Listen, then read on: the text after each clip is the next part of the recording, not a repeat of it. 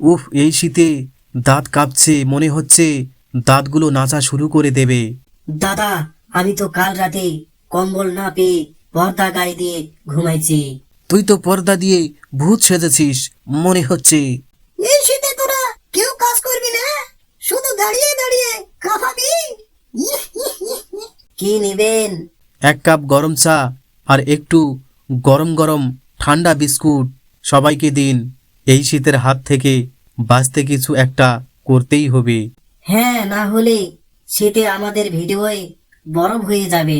একটা প্লেন দেই, আমরা একটা আগুন পোহানোর ব্যবস্থা করব, আর সাথে শীতের মেলা বসাবো। তোর মাথায় আগুন আছে, তাই আগুনের কথায় ভাবছিস? আমি কাঠ জোগাড় করব। এইটা আগুন না, আবর্জনার গুদাম। কেরোসিনের বদলে জল ঢেলে দেই। আরে পাগল, আগুনে জল ঢালিস কেন? তুমি তো বলেছিলি ঠান্ডা যাবে, আমি ঠান্ডা দিচ্ছি। দেখিস ম্যাচ জ্বালাতে গিয়ে নিজের চুলে আবার আগুন জ্বালাস না।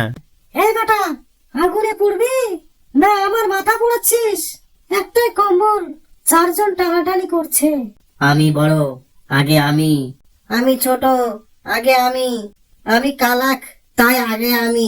চুপ, আমি মেয়ে, তাই আগে আমি।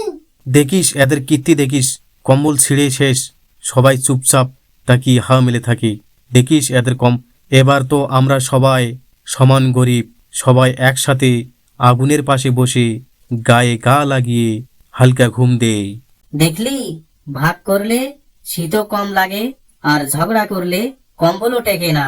এই শীত আমাদের শিক্ষা দিল, একতা থাকলে ঠান্ডাও হার মানে।